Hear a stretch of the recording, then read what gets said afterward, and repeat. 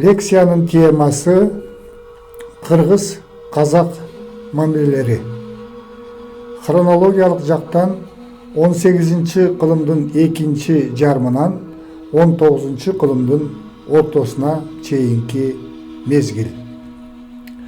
Өткөн лекцияда биз кыргыздардын моголдорго каршы, андан кийин калмак баскынчыларына каршы күрөшү жөнүндө айтканбыз. Узакка созулган күрөштө кыргыз эли моголдорго каршы эркиндик үчүн күрөштө, андан кийин жуңгарларга каршы эркиндик үчүн күрөштө өздөрүнүн көз карандысыздыгын сактап калган. Бүгүнкү лекцияда коңшулаш кыргыз эли менен казак элинин ортосундагы мамилелерге көңүл бурабыз. Өткөндө баяндагандай, моголдорго каршы күрөштө, калмактарга каршы күрөштө боордош эки эл, кыргыздар менен казактар, аларга кошулуп өзбектер эркиндик үчүн биргелешип күрөшкөн. Жуңгар хандыгы жоюлгандан кийин бул эки элдин ортосунда карама каршылыктар пайда болуп, алар айрым учурларда кандуу чабышууларга өзүп чыккан. Негизгиси Жуңгар хандыгынан бошогон жерлерди кыргыздар менен казактардын ортосунда талашуу маселеси келип чыккан. 18-кылымдын ортосунда кыргыз-казактын чеги Иле дарыясы болуп, Иле дарыясынын оң жээги казактарга, сол жээги Балхаш көлүнө чейин кыргыздарга тиешелүү болгон. Тактап айтканда, 18-кылымдын ортосунда Казакстандын Алматы областынын жана Жамбыл областынын Кыргызстанга чектеш чоң бөлүктөрү кыргыздарга тиешелүү болгон. Эки элдин чабышына мал чарбачылыгы үчүн жайыт талашуу негизги себептерден болгон. Буга дагы бир себеп Орус империясы ошол мезгилде Европага эшик ачып алып, эми Азия чөлкөмүн, тагыраак айтканда Орто Азияны өзүнө каратып алууга аракет кылган. 18-кылымдын 30-50 жылдарынын аралыгында Россия Казакстандын түндүк жагын басып алып, ал жердеги урууларды өзүнө каратып ала баштаган. Майда хандыктардан турган казактар Россия империясынын кызымынан улам алардын бийлигин таанууга аргасыз болгон. Ошол мезгилде Казакстандын түндүгүндө Семипалатинский, Усть-Каменогорский деген Россиянын чептери курулуп, анан акырындык менен түштүктү көздөй жыла баштаган. Россияга кошулууну, ага баш ийүүнү каалаган казактар дагы түндүктөн түштүктү көздөй сүрүлүп, жети суу жергесин көздөй жыла баштаган. Мал үчүн жайыт керек болгондуктан кыргыздар менен казактардын ортосунда жер талашуу ырбайт. Тарыхый маалыматтар боюнча адегенде чабуулду казактардын Найман уруусунан чыккан Көкжал Барак баштайт. Ал 1750 жылы 5000дей аскери менен кыргыздарга кол салып, кыргыздар менен казактардын чабышуусу азыркы Чымкент шаарынын аймагында жүрүп, бул чабышууда казактар кыргыздардан жеңилген. Көкжал Барак колго түшүп, кыргыздардын колунан өлгөн. Экинчи жолу 1760 жылы казактын орто жүзүнүн султандары кыргыздарга кол салып, кыргыздарды бул чабышууда жеңип, миң сандаган малды айдап кеткен. Буга жооп кылып 1764-1765 жылдары кыргыздар Иленин аркы өзүндө жайгашкан казактарга кол салган. Мына ушул кол салууда 1765 жылы Абылай Султан казактардын 17 султаны менен бирге кыргыздардын колуна түшөт. Кыргыздар колго түшкөн казактарды 3 айча кармаган.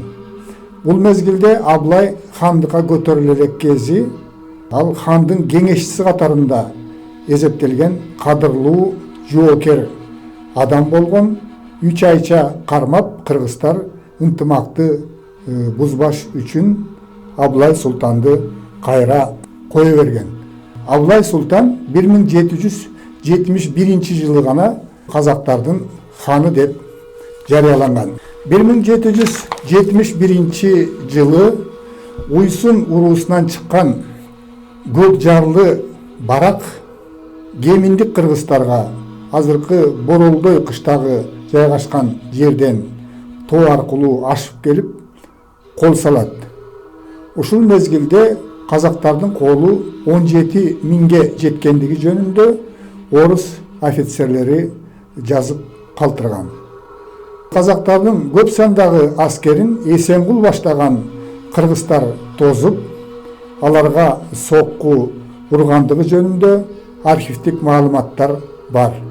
Архивдик маалыматтар боюнча казактардын 17 миң колу дээрлик кырылгандыгы жөнүндө айтылат.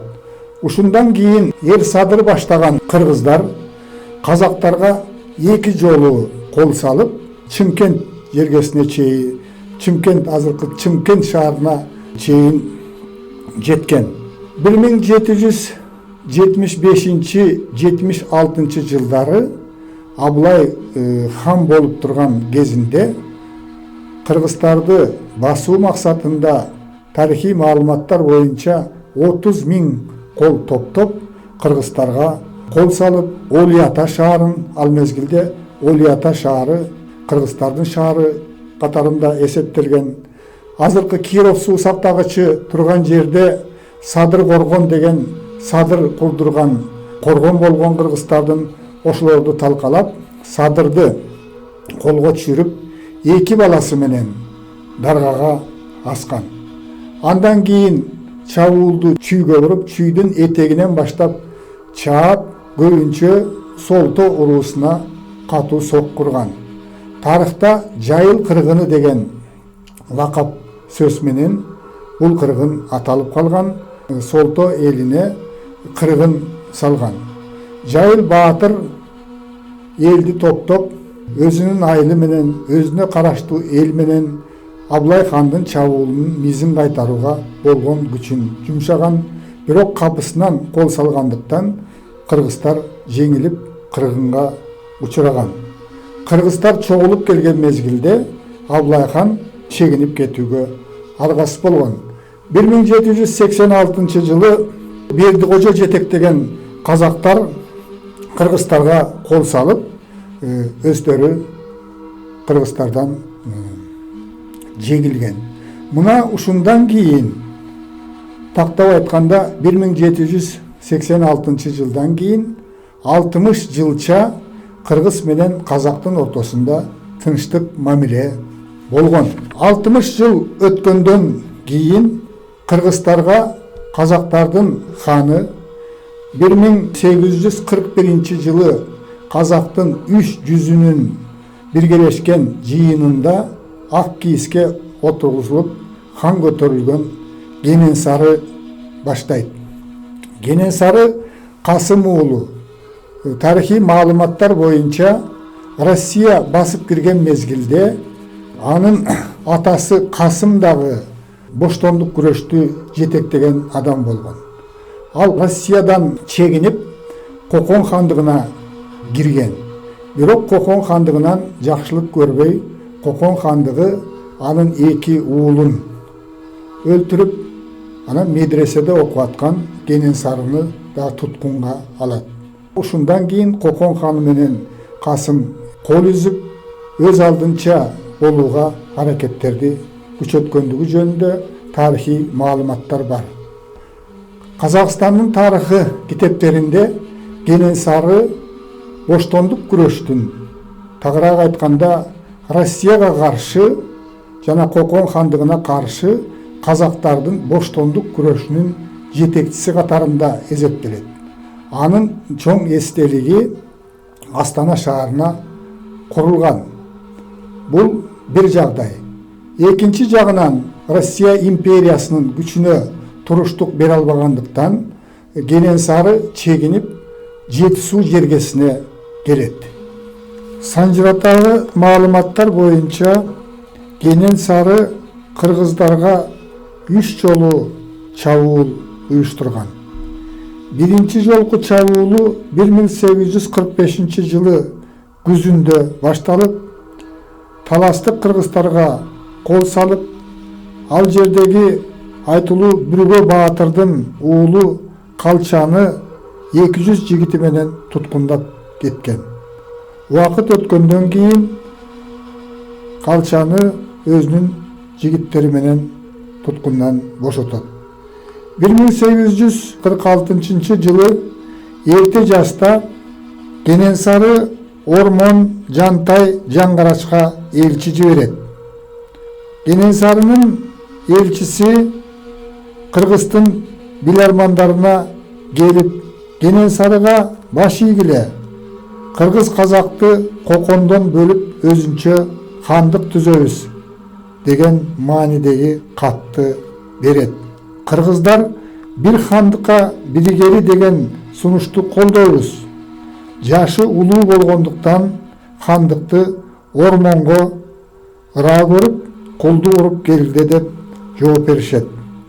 Ошондо Кененсары эми кыргыз атын жок кылам деген жаман ниет менен экинчи жолу чабуул уюштурат.